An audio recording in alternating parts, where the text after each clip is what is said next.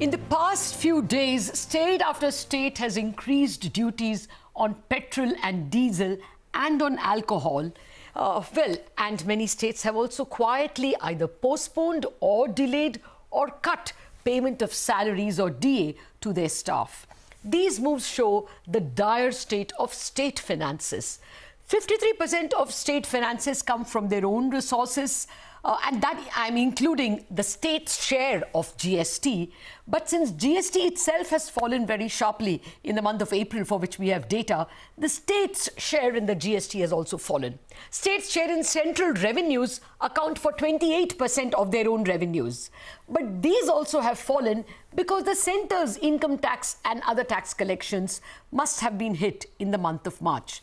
But there is a limit to raising taxes on petrol and alcohol. And in any case, alcohol consumption in many states, after being opened, has been rolled back. So what other options do states have? I have with me people who have made policy or are making policy. Hasib Drabu, former finance minister of J&K, economist as well. Govinda Rao, member of the 14th Finance Commission, economist as well. He's now advising the government of Punjab. G.R. Reddy, advisor to the government of Telangana, again an economist, author of the book Fiscal Federalism with Y.V. Reddy.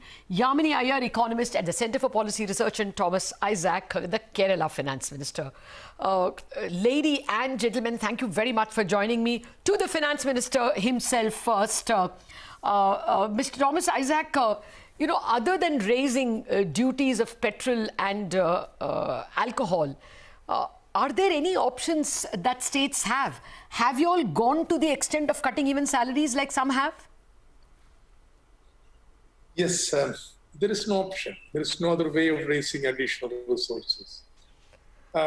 So many states are looking into, say, how to postpone the salary expenditure, either through deferment or by cutting it.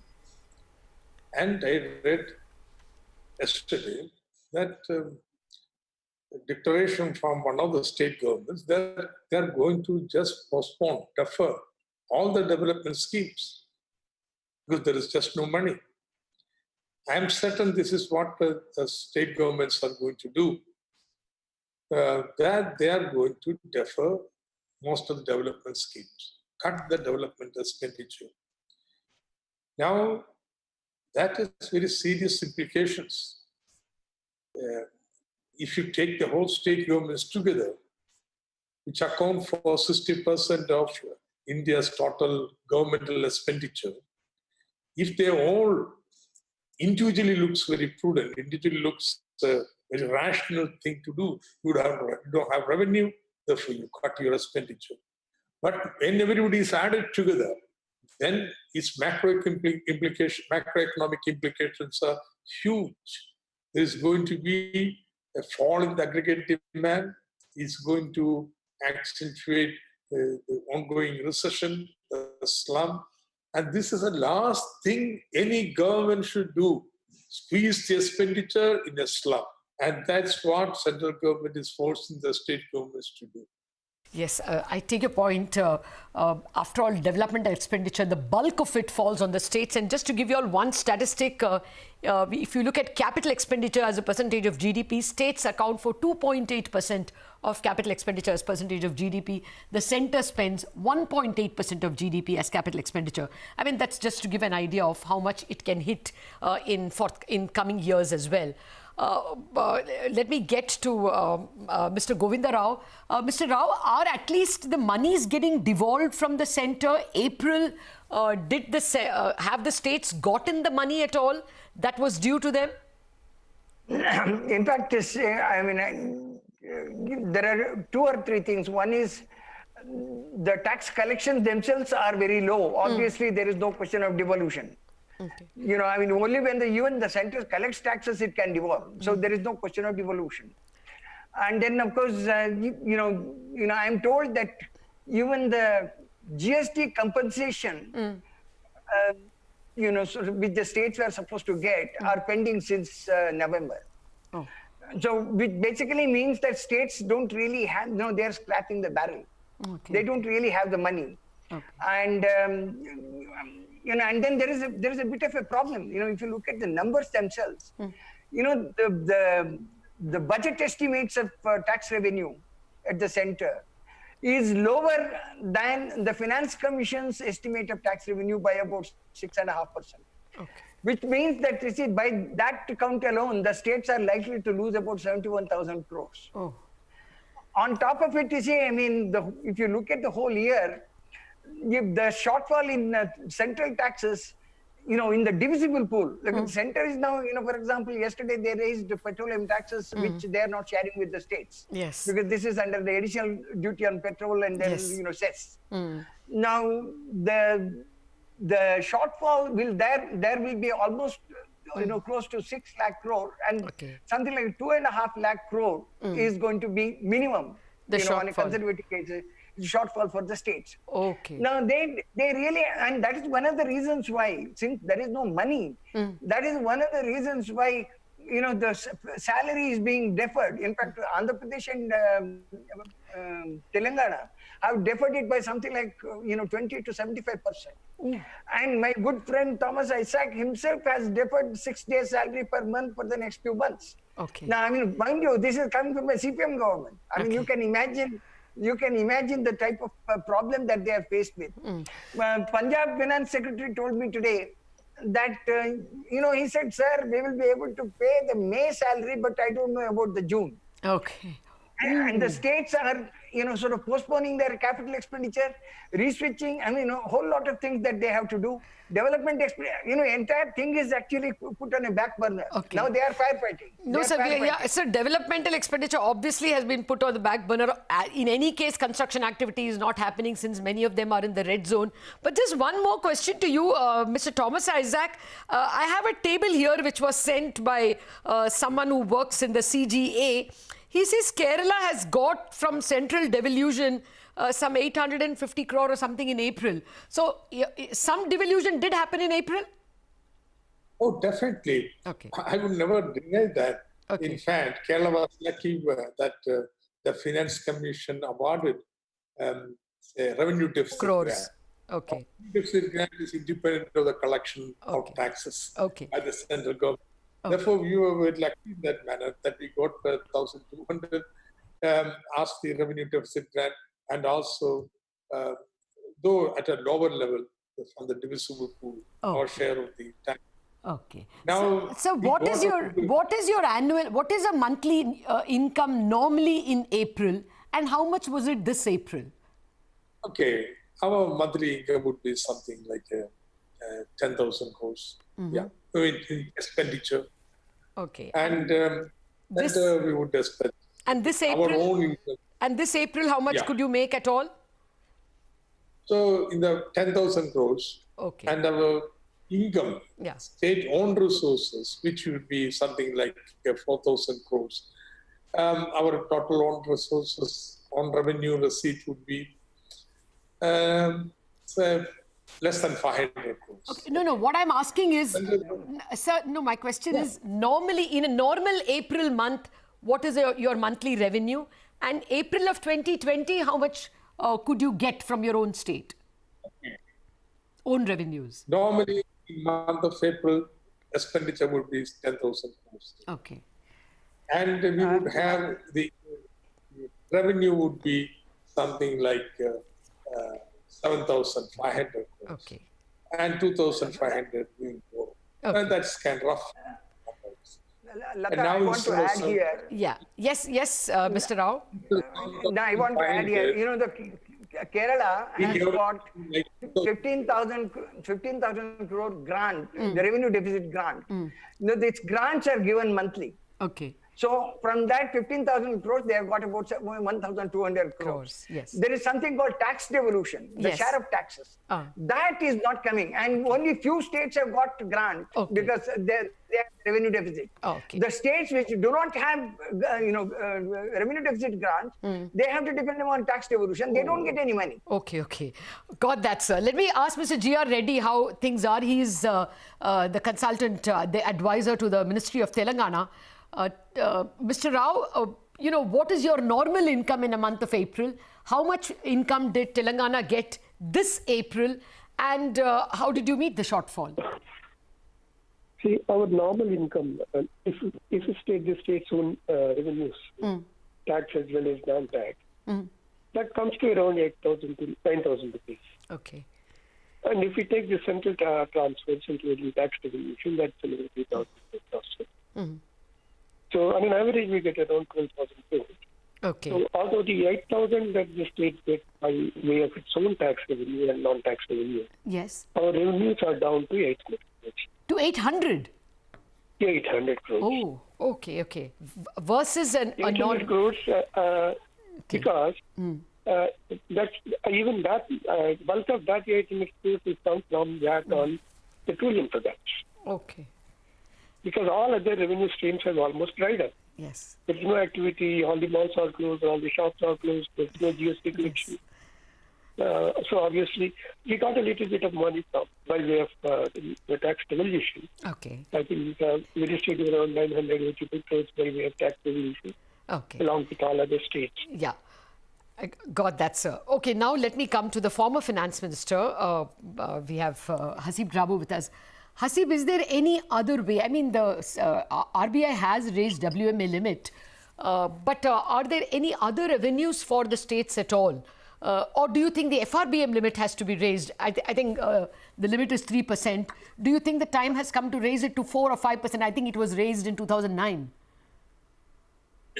Yeah, Lata, look, I think, very honestly speaking, from my experience in state government and what Isaac has been saying, don't even look at the revenue budget. There's nothing you're going to get there. Yes, of course, first you need to understand that the states are in a crisis because it's a double whammy for the center, it's a triple whammy for the states. They're losing in devolution, they're losing their own taxes, and while you expect center to spend some monies on stimulus, states are committed and have obligation to meet expenditures. So you can't cut those expenditures. So the center can, take its time and work out a stimulus package for which it has to transfer resources. States don't have that luxury. So you need to look at the expenditure budget very carefully. Much of it has been said that in terms of capex, you defer that. In terms of salaries, I think you need to look at restructuring the budget and focusing on transfer payments rather than direct expenditures that are already budgeted. A big program for forced savings has to be done with a time span of 18 to 24 months. You should not look at or positioning at cutting salaries, but there should be a program of forced savings where you impound DA, you cut salaries and put it into GPF so that it's more like a program for 18 to 24 month program for forced savings. You definitely should have by now raised the WMA much more than what it is today. The issue currently facing every state is liquidity. And I think the easiest way is WMA. It's not been raised to level it ought to be. Again, by now, the FRBM limit should have been raised from 3 to 5% without an issue. The only discussion really what today one would have perhaps is, should center be raising it and passing it on to states, or should just states get their own ways of doing it? Because the macroeconomic impacts of both are different. And very critically, I think the states have not been raising this demand, which is that you must start looking at a minimum guaranteed devolution. Okay. Because otherwise, the states, as Govind pointed out, first of all, there's this whole 70,000 crores missing between the Finance Commission and the actual in the budget. Absolutely. So states build their assessments on that. Now, that part was not available. Yes. So you have to look at a minimum guaranteed devolution even before you start looking for resource for stimulus package and others, to ensure that states actually are able to survive. It's not just loss of income. For every 1 rupee lost nationally in terms of revenue foregone, 72 paisa is borne by the states. Only 28% is affected by the center because as you yourself said at the start of the program, of the 50%, 42% or 50% goes to states. Yes. So really the brunt of it, and plus, as has been said also, the commitments to meet, whether it's health or other is falling on the states. Rest of the states. Absolutely. Yeah. I don't take your point entirely. I have been unkind to my own gender, but I am reserving the fieriest for the last. Yamini Iyer, we have to take a break. We are coming back in a minute and seeking your views on whether the centre is actually imposing a fourth whammy on the states by collecting money more through cesses rather than from the divisible pool. We are back in a minute.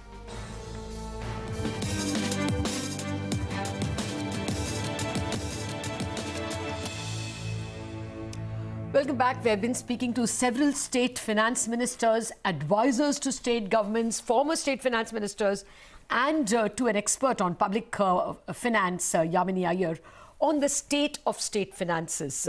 Clearly, several problems for them: lower GST collections, lower devolution from the divisible pool, and of course their own collections in terms of motor vehicles or in terms of alcohol and petrol taxes down, because obviously alcohol sales itself has been shut. Yamini Iyer, let me come to you now. Do you think the centre needs to be a little kinder? More of the taxes should not be from the non-divisible pool, like we saw, the cess and the special additional duty on petrol? And can they also think of a COVID budget or a COVID grant for states?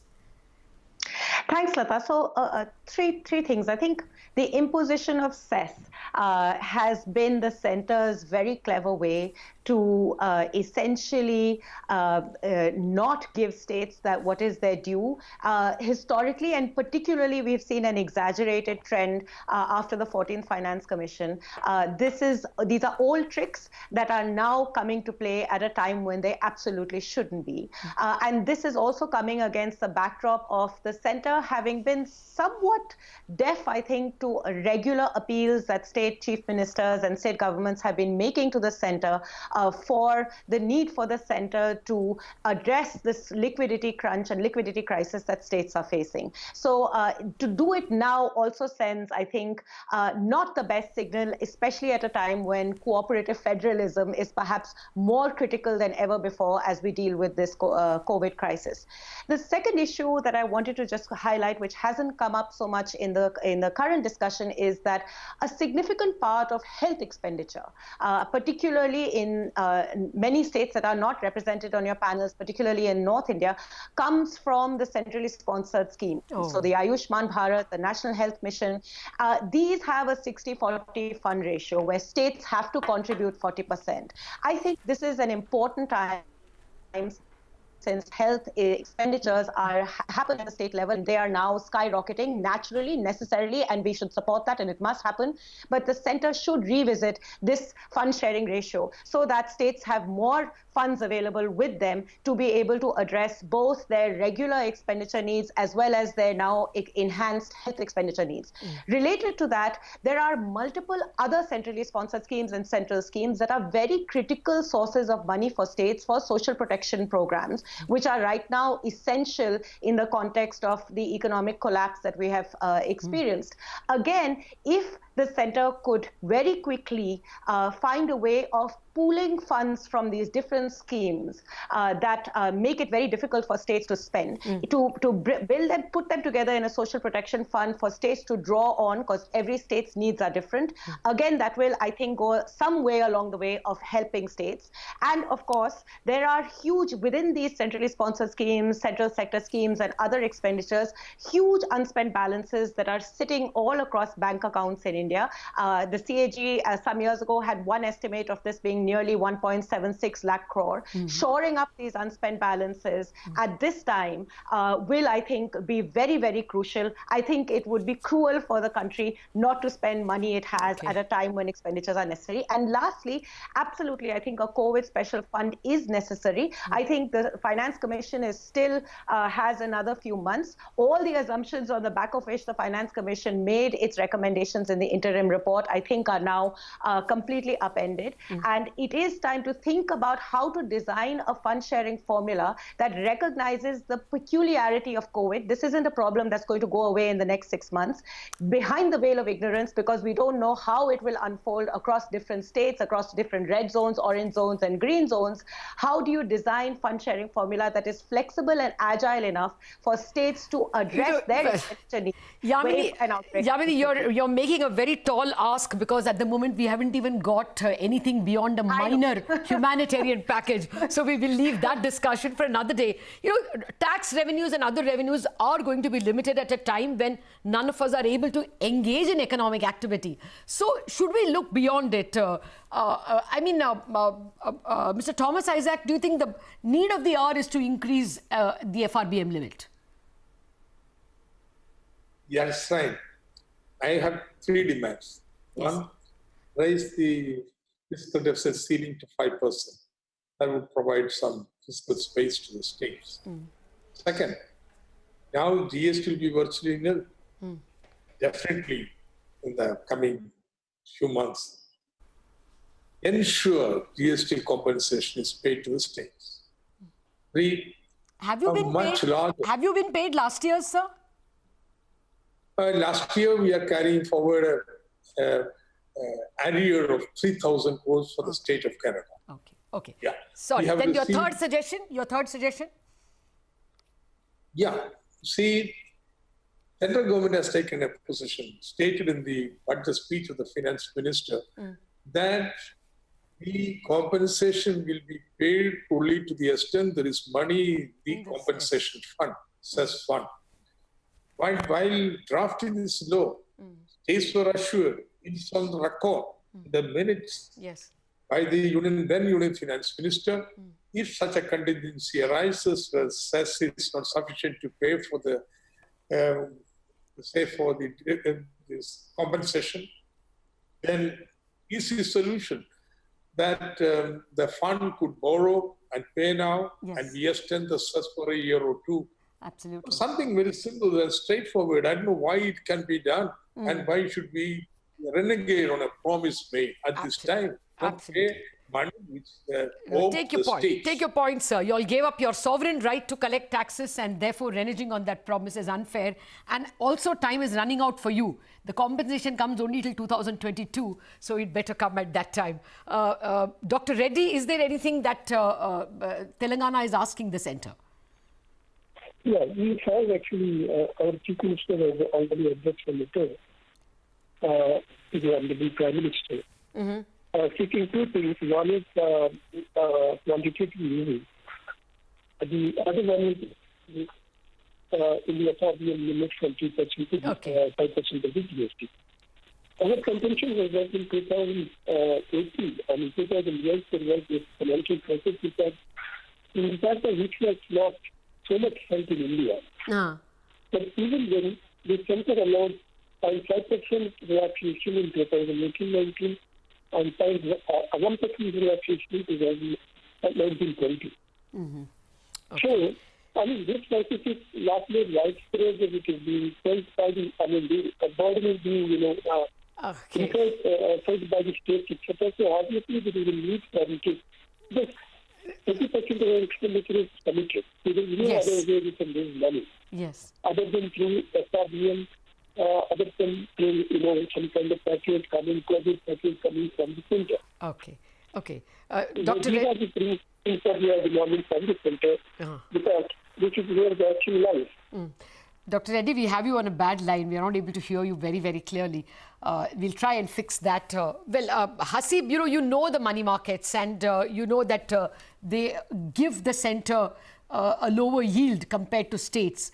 Do you think this, to expand the pool, the RBI should be doing an OMO also of state development loans and not just of central government bonds? I mean, is there any other way in which the pool itself can be increased? No, but that's not saying like that. The decision really is not on, whether the thing FRBM should be raised and states should be allowed to borrow. It's really who should do it. Because it has, as you said, I mean, implications on the yield. And so obviously RBI should look at its role for states, which is restricted to two parts, both WMA as well as doing SDLs, and pursue them more aggressively. There are no two ways about it. But one more thing, which again, taking off from where Yamini left, I think is also this issue that what is happening to panchayats. Now, in the context of disaster management, they are the front line for your thing. Everybody's talking about states. What has happened to panchayats? Barring maybe a state like Kerala, they're not even engaged with anything. What happened to their finances? Because they're getting about 1 lakh crores per annum. So, which was in the budget, in the union budget. So that is another third layer. So you're really looking at a crumbling of the entire fiscal architecture of the country. I'm not very hot on this whole COVID budget business because it somewhere smells of a financial emergency, which will be very dangerous. In which case, all states will lose their powers. That was going to be my next question, actually. Financial emergency. There is a PIL lying in the Supreme Court with someone, I think, asking for financial emergency. No, you see, under Article 360, they can declare an emergency, in which case it will have huge implications for the autonomy of states as well as the flexibility of state governments to function.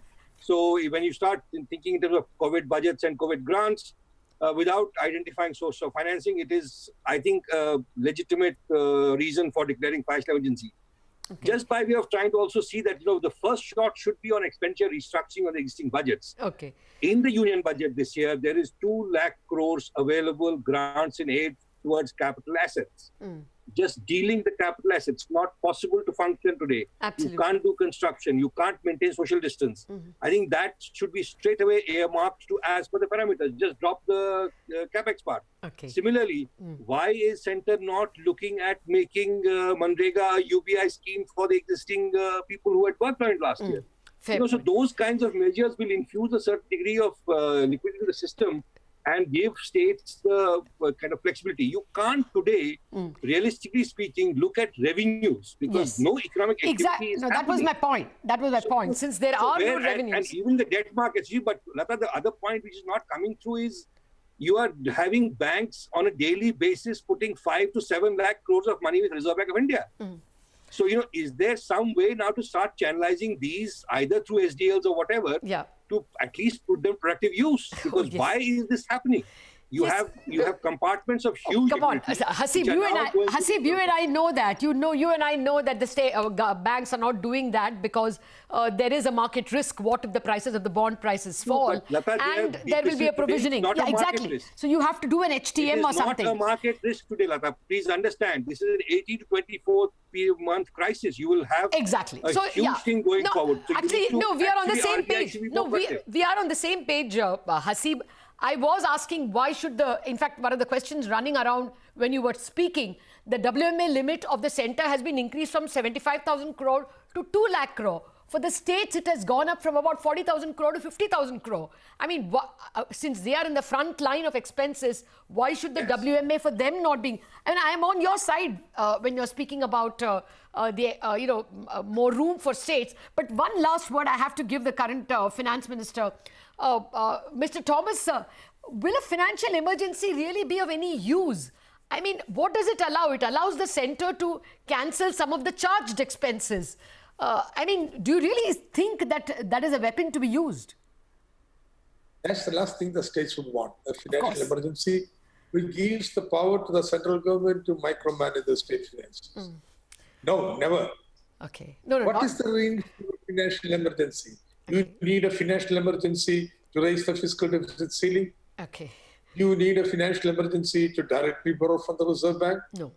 You need a financial emergency to pay the GST compensation? No. Or even have a new budget? No need of any of that. No, I'm not saying that they are. I'm not saying they're thinking about it. I only referred to it because there was a PIL in the court.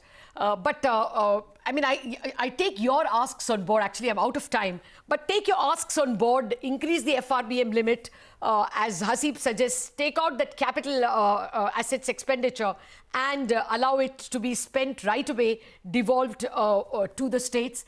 And as Yamini says, health expenditure, especially for states which are dependent on central grants, should be something that the centre should look at on a priority basis. Thank you very much, all of you, for joining me in this chat.